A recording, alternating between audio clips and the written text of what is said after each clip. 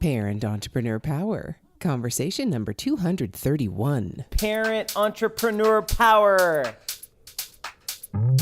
Wait, what? Entrepreneur Power! This is the podcast for parents juggling the tough choices required for success in business while putting family first. Hi, I'm Mary Catherine Johnson, and I share the ups and downs and dirty truths of profits and potty training while chatting with successful parent entrepreneurs from all walks of life. Are you powered up?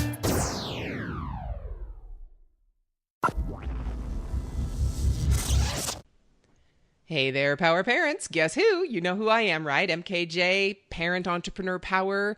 We are Power Parents, and I get to introduce you to an incredible guest, someone I've known for, probably 4 or 5 months now.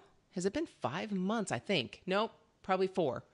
Almost 5, because she and I met at Social Media Marketing World, and that was back in March of 2018. So if you're listening to this sometime in the future, go to the Wayback Machine, check out Social Media Marketing World, and it was such a blast that we got together, and we've been having too much fun for the last couple of months. So let me introduce you to Angela Henderson, and she is the founder of Angela Henderson Consulting. Hey there, Ange. Hello, hello. How are you today? Oh my goodness, I am fantastic. But where you are, it's quite early in the morning, right? What time is it? Yeah, so I'm in Brisbane, Australia, and we have just hit the 6 a.m. mark. So yes, it's still fairly early, but yes, it's always good to be with you because there's always positive energy. So I'm glad to be here. It's a good way to start the day. Yes, isn't it fun? I'm going to have an appointment tomorrow morning at 6 a.m. So I gotcha. I'll pay you back tomorrow morning. How does that sound?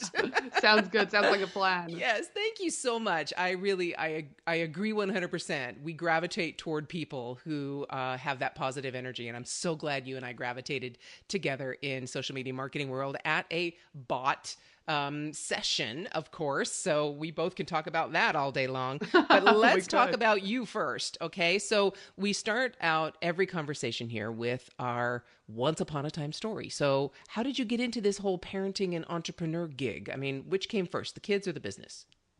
The child came first, which again, as I know you've experienced also, it's a long, do you know what I mean? It was a long haul before we got those, do you know what I mean, beautiful muffins. So yes, the child came first. Finley John was my first one. So yes, children first. So what do you mean it was a long haul? Yes, I know you know my story, but share. So from the pregnancy point of view, like we were trying, and then finally we got Finley, and then again we had to go through IVF for Chloe. So it was a long, drawn out process, but again we got our 2 little bundles of joy, and I don't want any more. I'll give you that tip. I'm fine with 2.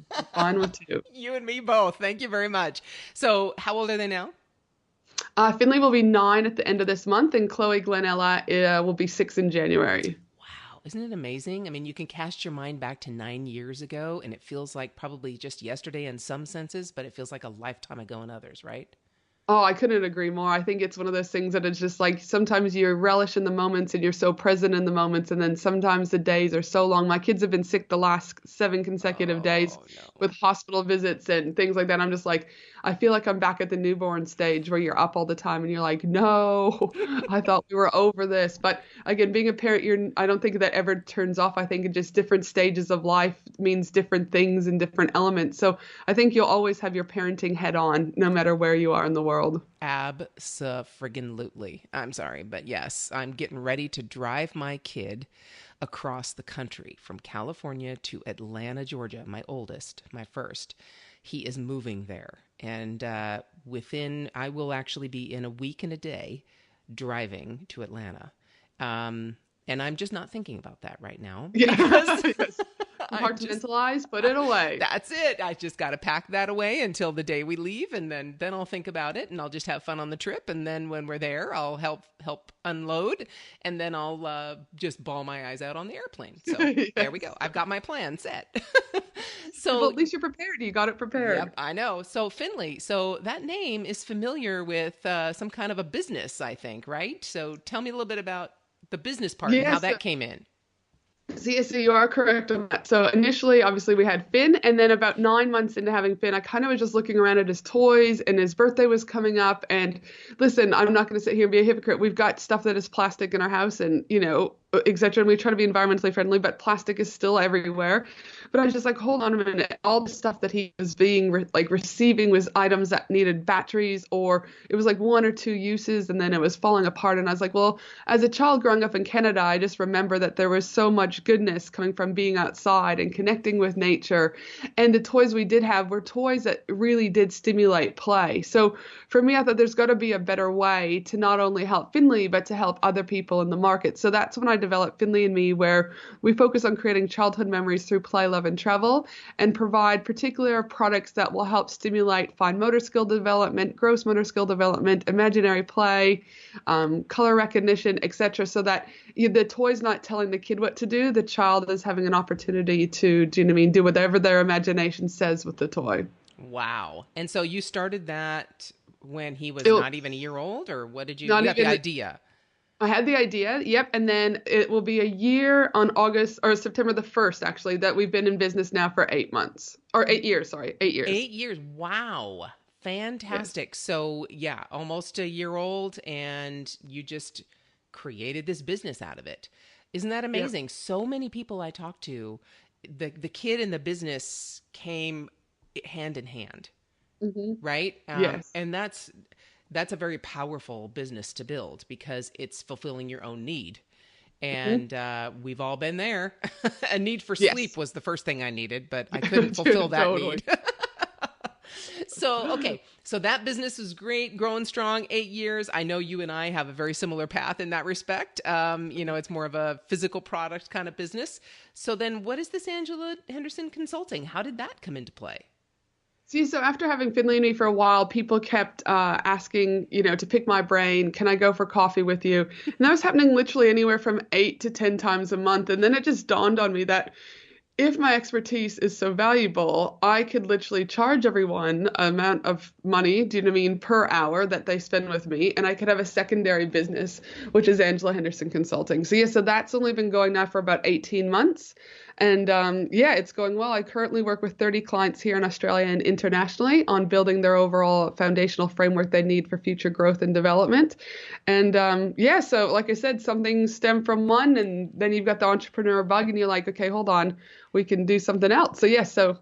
Definitely. Isn't it amazing? We once you learn something, you can't unlearn it. So once you grow and expand in your mindset that you've actually created this thing, same with parenting, same in business, right?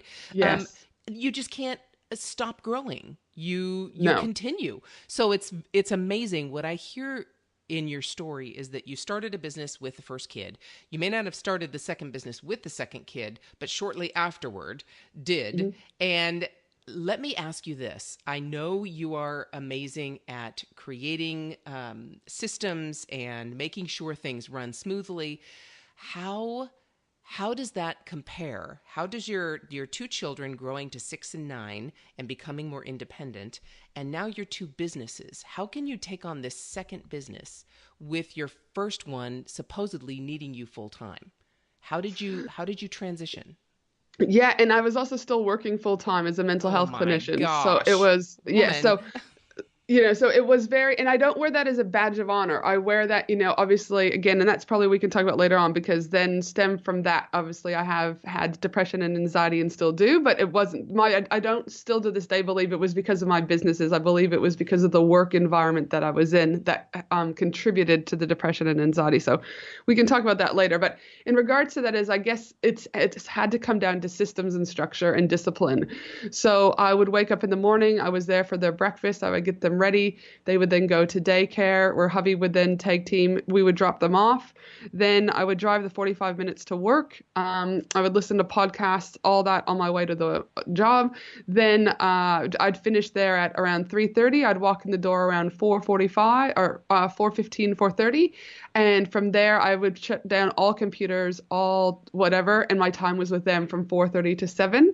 And then their bed was 7. And then my husband's a fisherman by trade. So he'd be in bed around 7:30 to wake up the next day, not because he was fishing anymore, but because that was his pattern that his body wanted. So then I would really crank out work from 7:30 at night until about 10:30 every single night for about 8 years, really. No, 7 years, because I only finished up my role in the government about a year ago. So yes. Wow. So I definitely want to touch on the anxiety and depression. If you're comfortable with that, obviously Oh gosh, you absolutely. shared I'm it. probably, everyone, it's one of my things that as an entrepreneur, I feel not only as a mental health clinician of 15 years, but someone who's lived the experience that I talk openly about it all the time, and I get multiple emails of gratitude because in this space, not a lot of people in the world of parents contribute that with business owners and entrepreneurs talk about and they actually go hand in hand. They do. And my son has struggles with anxiety. And I never really realized that I did until I started helping him. But I'm not one to show it outwardly. I'm totally keep it in and just in my head, just go crazy, right? I mean, just Yeah. constant. And I've a couple of things I've found, nowhere near how much he struggles with it, but a couple of things I've found is really meditating and trying to train my brain to get back in, not necessarily control, but get back into focus, has really helped me calm that voice. But, I got to go back before we get deeper into that. I have to go back to you were running two businesses and working full time and having two young children and a marriage. That's correct. Your energy level just by itself, since I've known you the last couple of months, is off the charts to begin with. But come on, that's amazing. How in the world? Not amazing in a good way. Amazing in a when did you sleep way. Yeah. Yeah. So like I said, again, it was like lights at 11 and then it was rinse and repeat because it wasn't to me about the hustle because I actually hate the word hustle, to be honest. It to me was that I was working hard for a better life for me. So I didn't want to be in corporate forever. I didn't want to I look at it almost like a mini cult, really. They tell you when you can take your breaks, when you can do this, when you can do that. But I'm also a very conservative person. So I also am not silly to know that if we hit a recession, which when all this started with the US at the time, I was like, baby products are going to be the first thing that goes, So I was always mindful that my government job in Australia, we are very fortunate. You get 4 weeks of paid annual leave for your holidays. You get 2 weeks of paid sick leave. And you can also buy a thing called purchase leave in Australia from some companies. So I would buy 4 extra weeks where I would pay them $50 a week roughly out of my salary. And it would go into a kitty. So I technically had 8 annual weeks, 2 weeks with a sick leave, and then 13 public holidays. And I also got a rostered day off every month. So for me, I used my full-time job as a stepping stone because I still had money coming in. So I didn't have that pressure of feeling, oh my God, we're going bankrupt today. Oh my God, tomorrow's great, etc. And that my other thing that I did is when I was on holidays, I was on holidays. So again, I'm very strict about when I'm with my kids, I'm with my kids so that they've got quality time versus quantity.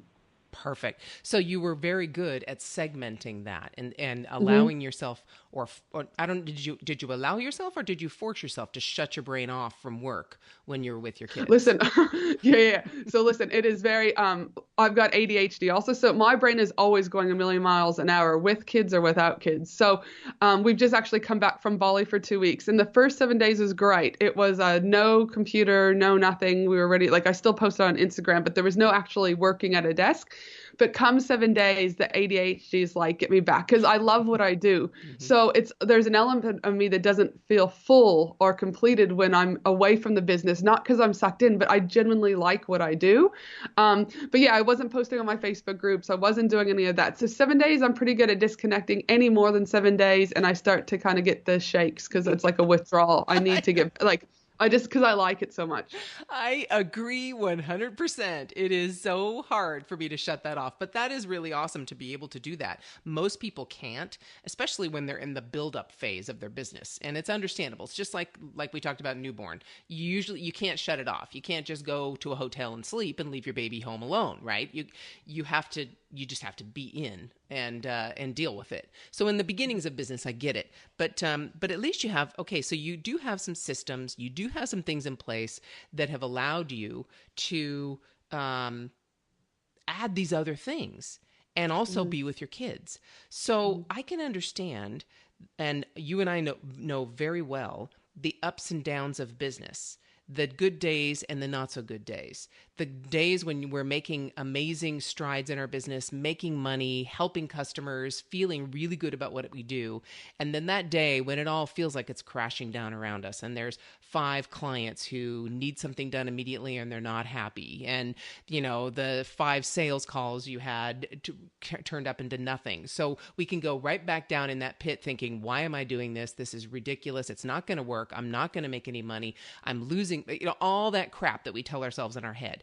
That to me is where all that anxiety comes from. And it doesn't stay in my head. It basically goes to my gut, and my gut just clenches, and it's just like a pit sitting in there. It used to be. I've been able to pull myself out of that. But what advice from someone who's been dealing with it, what advice would you give, especially newer entrepreneurs who are still struggling between those two things? And it might be life and death of their business one day versus the next.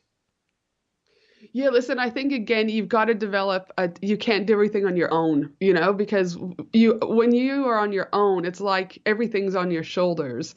So to me, it's like you've got to be able to, one, either surround yourself by like-minded people, because there's so many people, family members, etc., that try and bring you down. And the more successful you become, the more Debbie Downers there are in the world, really. So to me, is one, you got to surround yourself with positive people, whether or not that's just through online, better in real life. And 2, again, you can't do it all on your own. So you have to create systems and you have to outsource, because you can't own everything that's going on in your head, and you can't be everything to anyone. I'm not a web developer, though I know a lot about web development and what websites should look like. I don't have the capacity to go and develop a site from scratch. So again, outsource to the people who are really good at what those jobs are, because it's not only going to be more efficient, but it's actually going to save you more time and more money in the long run. Exactly. I agree. And I know there are people out there that the first thing they're going to say in their heads when you say that, or to themselves in the car as they're driving to work, is, well, yeah, that's great, but I don't have the money to do that. Mm-hmm. Right? And that's when I kind of call BS, because as they're sitting there shaking their head listening to this right now going, I've got no money, they're also driving through Starbucks getting a double latte, double shot this, and they're also just gotten a cinnamon roll, right? Again, and I'm from Canada, so that's what I would have if I was driving through there. Okay. Not the coffee, I'd have a Diet Coke. But anyways, but you get what I'm saying? Like, I always think that, yes, money is tight, don't get me wrong, but there's always ways. If you genuinely want your business to grow and you want things to change, you will always find a way. And so to me, I look at, okay, you might not be able to outsource locally in America or Australia or wherever you live, but you can outsource. Like, I have 5, 6 VAs that work for me. They all have very different skill sets. Some of them only do 4 hours a week for me. So it's not like, I've got full-time people, but their skill set is different. So one of them I pay $7 an hour from the Philippines. Another I pay $9 US an hour from the Philippines.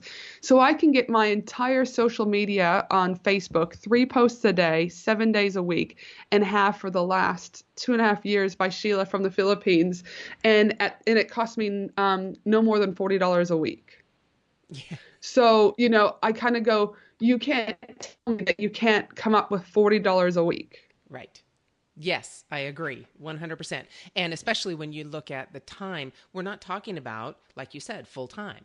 You didn't start with 4 full-time VAs. You started with 1, a couple of hours a week to do something very specialized for you, right? Yes. That's how you do it. And that's exactly right. And so they make a list of everything that you currently do. And then what I say to my clients is you take a red pen and everything you hate, you circle in red. Everything that you kind of that you don't love, but you have to do, you circle in blue. And then the things that you love, you circle in black. And you start with the things that you hate, because they're the things that are taking up the most time in your brain. And you might not be able to outsource everything, but choose one thing. And that one thing's going to free you up for more creativity, more opportunity to sell, or come up with a new product, write a new blog, whatever that is. But yeah, like I said, and none of my VAs are full time. They all have particular jobs that they're doing, and no more than probably 6 hours a week. So my podcast VA team is out there, and things like, and they have a specific job, which is strictly getting my podcast up, my social media platform, they do that, my graphic designer. So But again, it's not that much money really in the grand scheme of things. It really isn't. And I understand those of you listening out there shaking your head saying, I can't afford it. I understand the fear and anxiety that you're really feeling. It's not that you think you can't afford it. It really is that you're scared. What if I can't pay them? What if I can't do this? What if, what if, what if? And we're going to what if yourself into bankruptcy, because what we fear and continually focus on in fear is what comes eventually true, because we keep it active. So if you keep saying, I can't, and what if, and what if, and even if you do hire the person and you continually stay in that mindset of, oh, but what if, what if, what if, you are going to focus all your energy on that what if, and it's going to happen. So stop it and focus on what you can control, what you can do, the positives of what you have. I mean, I'm saying from my own experience, from your experience with anxiety, is that hitting the mark, or is there something else they should do? Well, listen, so I think that's like the beginning. However, in my particular instance where I knew it was getting bad, whereas I knew I didn't want to be getting out of bed, it was impacting my relationship with the kids. I also say that, and again, that's kind of the other extreme end of the spectrum, is always chat with your GP or your primary family doctor. They know you better than anyone else, really. You've got a relationship with them. In Australia, for example, you would see your GP and then they would give you a mental health care plan, which gives you 10 free visits to a psychologist in Australia. So then you can start there, or sometimes you do need the medication like I did to help with sleeping and things like that. So again, like I said, always start with your family doctor or your GP, like wherever you are in the world. Have a conversation with them, and they'll, refer to a psychologist or pharmaceuticals, or also naturopath stuff too. Like they might talk about, meditation, yoga, whatever. But what I say is don't feel also that you've got to go and meditate, or you've got to drink green smoothies, or you've got to drink Diet Coke, because that might work for me and Mary, but it might not work for you. So we're not all, green smoothie yoga people. All right. And we're not all rise at 4 a.m. I have to be honest, I'm lucky I was up at 6 today. Do you know what I mean? But again, I wanted to be here. So you do what you do. But naturally, it's like, I'm not a morning person. So don't do what everyone else is telling you to do. Find things that you genuinely like and do it. So I'm not saying go power walking if you hate power walking. You're not going to change all those things. So don't beat yourself up. Choose one thing that you really love to do. Stay connected with your family and friends, and definitely seek medical help. Do you know what I mean? From someone else if you're starting to spiral. Absolutely, yes. And I agree with you 100%. We are not machines, okay? So we are not these machines that we pull this lever and this thing happens every single time. You are so right. It is so unique. Just like every business is unique, every human is unique. Even though we all have similar makeups, and we all have a human condition that we have to deal with. The way we go about it is totally unique. So yes, find that thing. And if you're an entrepreneur at all, you cannot tell me that you never have anxiety about your business or about success or failure, or if you're going to pay your bills or whatever. That is part of being an entrepreneur. That's the reason many people don't try this. Yes, I think it goes hand in hand. And I was doing some research one time in a University of California, I think, did a study of entrepreneurs and mental health conditions. And what they had found is majority of people that either already enter into a business are 30% of the population that they were surveying already had a mental health, do you know what I mean? Some form of mental health, whether or not it was ADHD, depression, anxiety, whatever, at the beginning, and that it almost like twofolded once you actually had your business, because it's the fear of the unknown.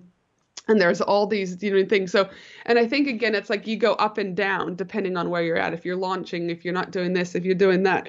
But at the end of the day, I still say, even when I was in my darkest moments, 12 months ago, I still had choices, Yes.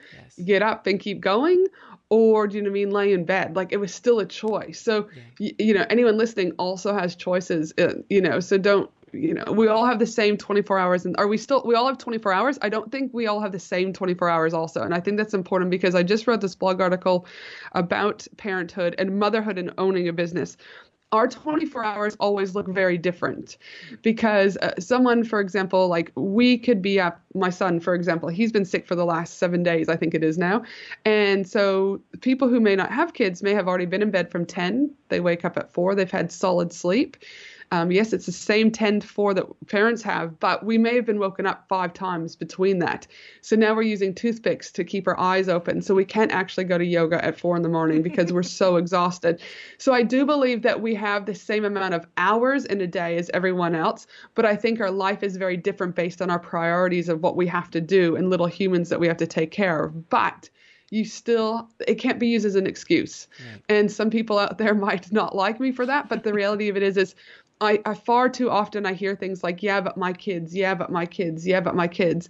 And I'm not saying not take care of them, but what I'm saying again is like, again, you've got choices to make. Are you actually utilizing the kids as an scapegoat and blaming the kids? Because I think that happens too, because people have fear or there's a blockage somewhere. Yes, I agree. Yes, it is. And it also brings me to, if you have a significant other, a spouse, someone in your life who is not the entrepreneurial type. So with me, I'm very, very clear on this. My husband is not an entrepreneur. He is very fearful of not knowing where the next dollar is coming from. And that is something I have learned very well in our 35 years of marriage, to not share with him the possibilities. And that's just the way we are. I don't go, oh my gosh, this is amazing, this might happen. I can't do that because his brain will always go to, oh, but what if it doesn't? Yeah. And that's totally cool. But I realized that when his brain goes to that, then my brain starts going to that. And that's not really good to grow a business. No. So I just don't discuss those things. I discuss them when they are concrete. Then we celebrate together. Then we talk about it. But in the dream state, in the possibility phase, I don't go to him for boosting of that possibility, right? I keep that in or talk to my entrepreneurial friends. And then when it's finally concrete, because he's a concrete kind of guy, he's a tax preparer. He deals with black and white and what is, not with what could be.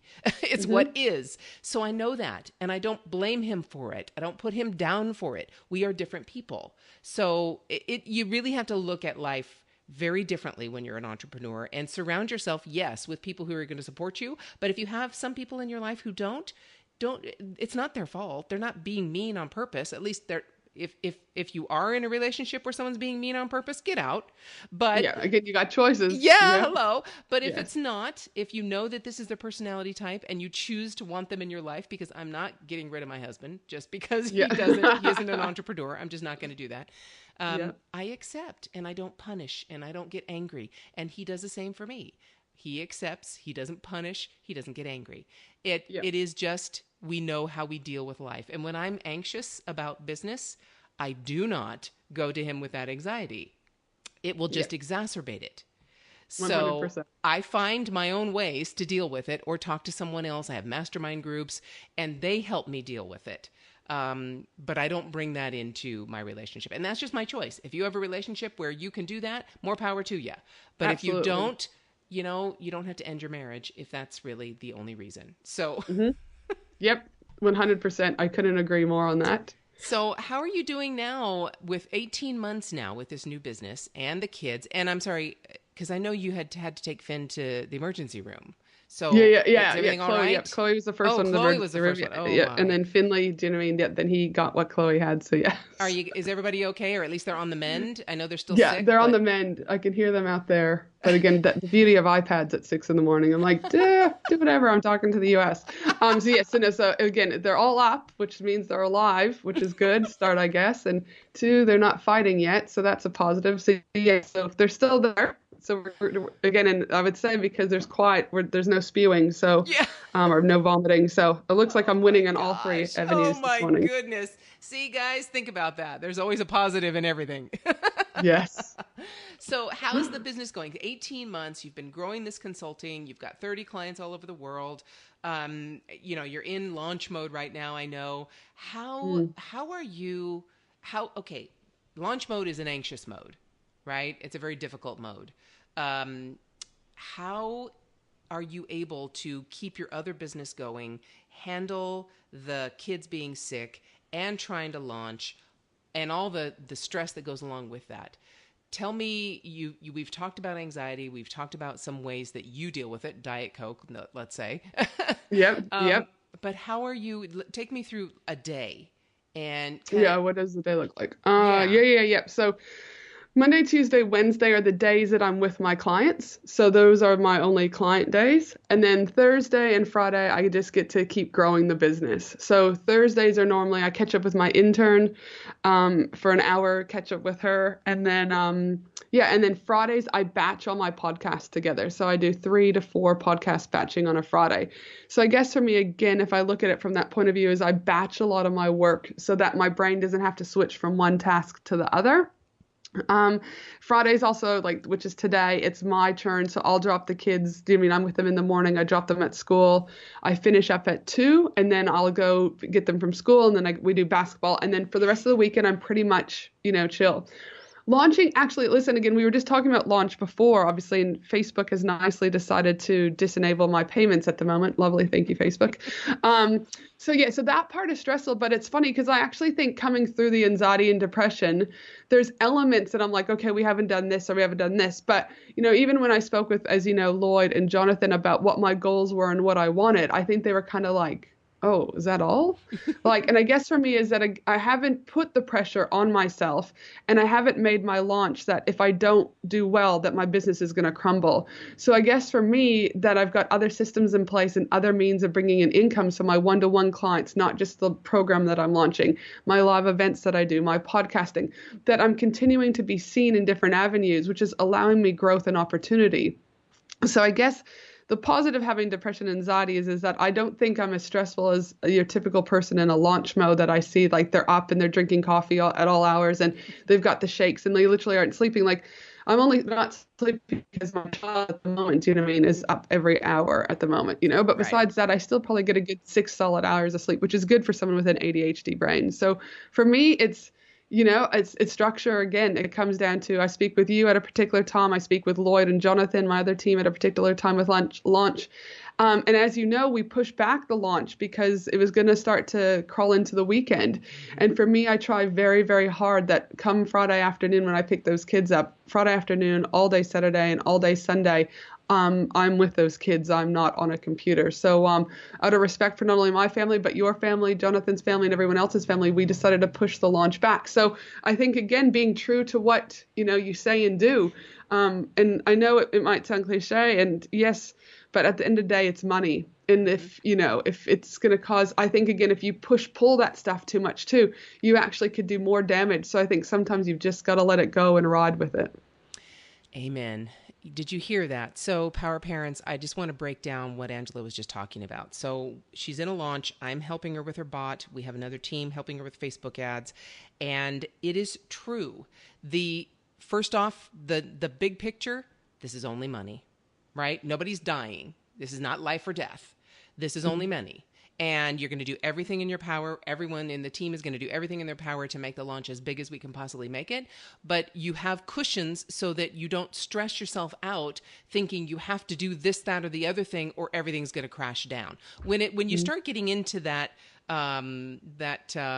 what is it? It's kind of the not defeatist, but it's like the world is coming to an end. I look at it more like you're going to crisis mode. It's just like everything's a crisis.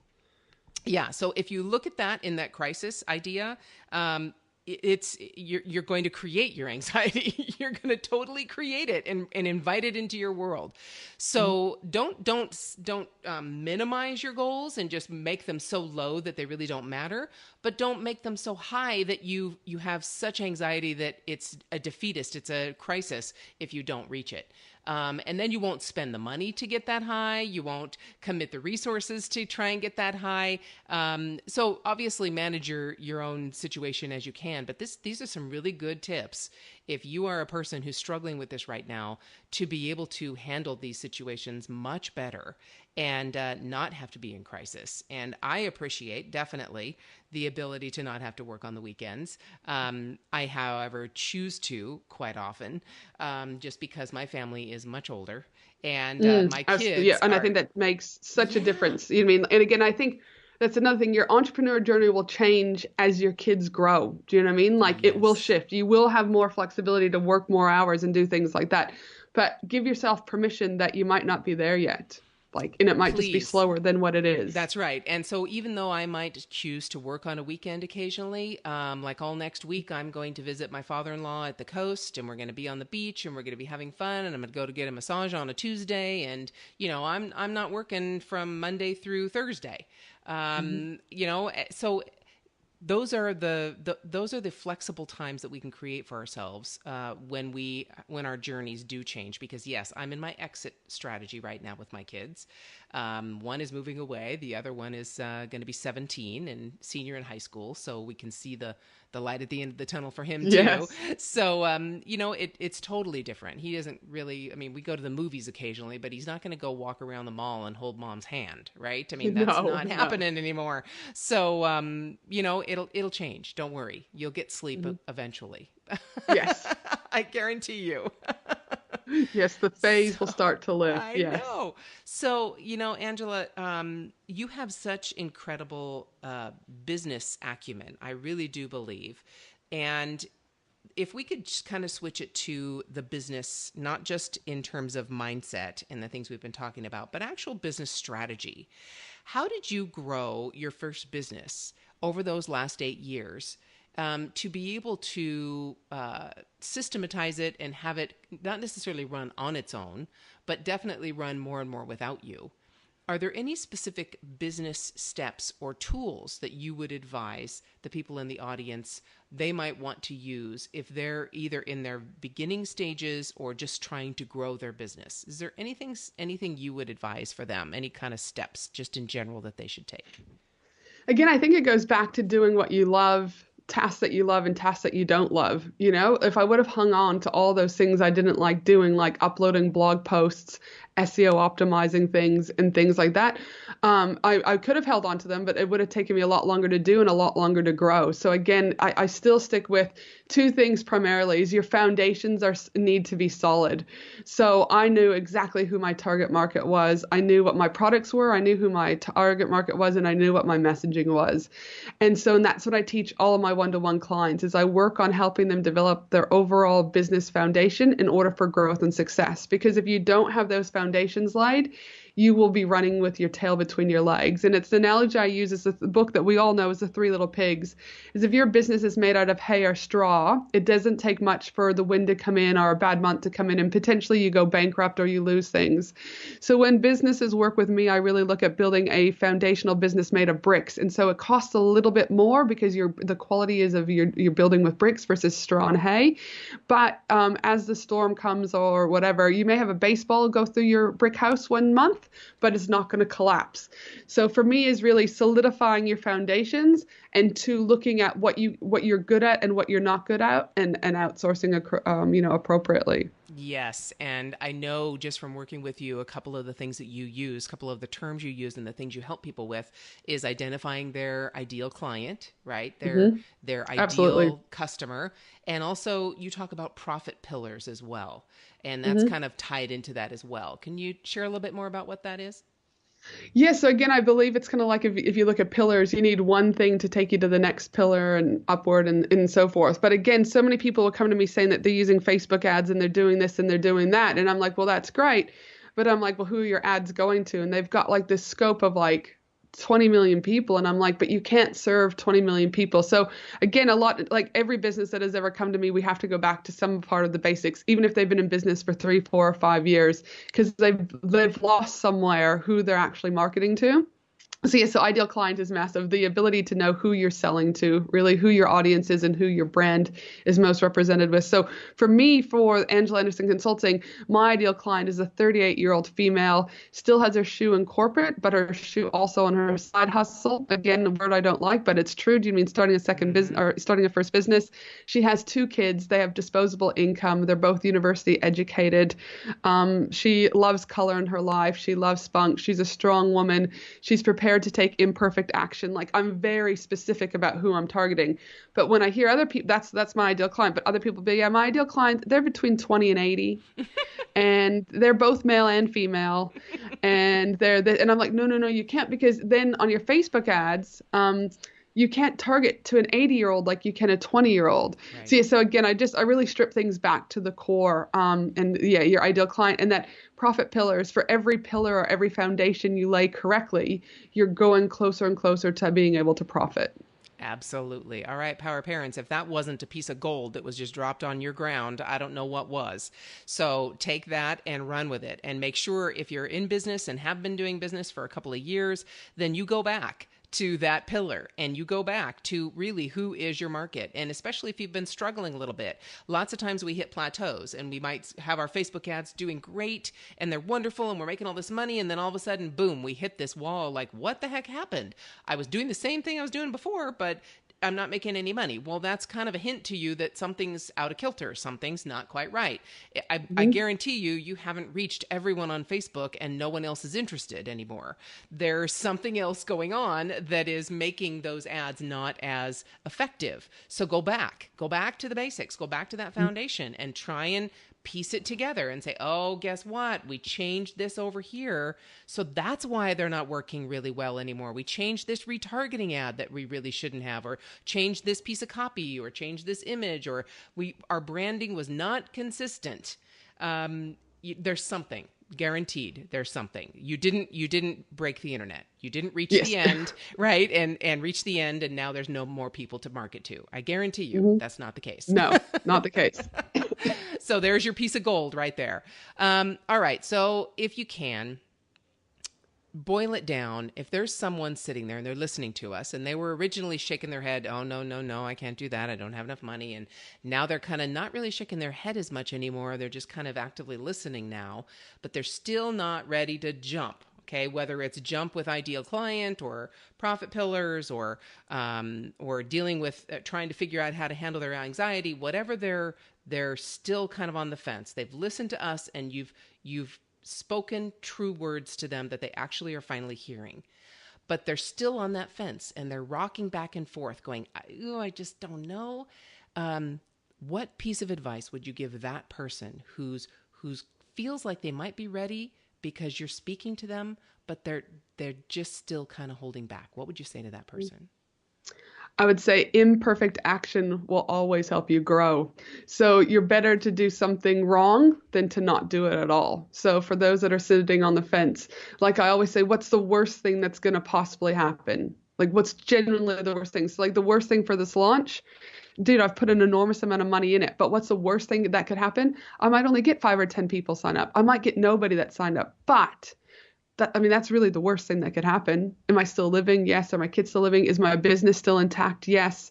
I didn't nail something, but I've taken action. It's been imperfect. Trust me. We've had our ups and downs, but I have to take the action. So to me is if whatever you do, and it doesn't have to be 50 pieces of action, choose something and take action, because every little pieces of action that you take, regardless of how imperfect it is, it will grow you. Not only do you mean mindset wise, emotionally, but from a growth perspective within your business. Absolutely. You didn't find your way out of anxiety and depression by sitting there not doing anything and wishing you could do something. Yep. You had to do something. And it wasn't perfect, and it wasn't pretty, and it wasn't beautiful. It was just something. And that led to the next thing. And you learned from that. And you grew, and that led to the next thing. To now you're sitting here with 2 amazing businesses, 2 incredible kids, a husband, and a life where you can spend a week in Bali. And I know you're going somewhere else soon as well. Right. Yes, I am.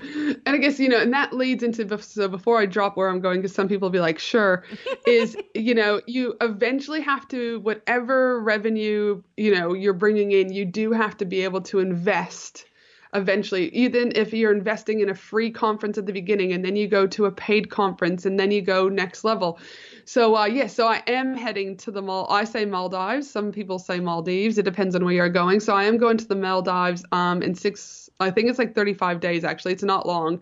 It's creeping up on me, and I will mastermind with one of Australia's leading entrepreneurs on a yacht for 7 days. So yes, it is I'm very fortunate. But again, I put a certain amount of money away because I know in order for me to grow, I need to be surrounded by people who are smarter than me. I can't be the person in the room who is the smartest. So on this, I'm completely out of my comfort zone. I have to leave my kids. However, what are the positives? I'm in the Maldives. I get to tick a bucket list off, and I get to be surrounded with 9 other entrepreneurs from around the world.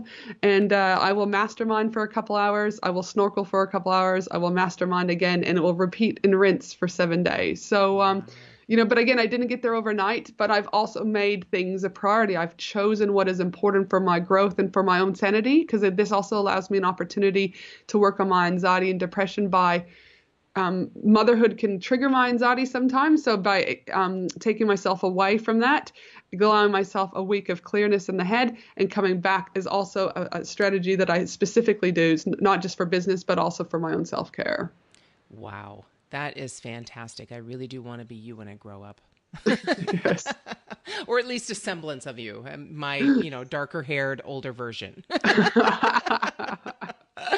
No, I agree. I am so excited to be in your world. I am so glad that we connected. I am so thankful that I have a platform to share your ideas, your experience, and to hopefully help some people that might hear our voice with one little piece, if nothing else, that they can take and grow their life and their business and realize you're not alone. I mean, we all have this crap that circles around us, and we gotta turn it into something amazing and beautiful. And that doesn't happen overnight. That happens with targeted, strategic, sometimes very imperfect action. And thank you. No, thank you for having me. 100%. It's always a pleasure to be able to help as many people as we can in this journey. Even at 6 a.m. Even at 6 a.m. Yes. Even at 6 a.m. To get powered up for your day, just go to parentepower.com and listen to the over 200 episodes we have so far with amazing entrepreneurs just like you. It might just help you feel like a grown-up again.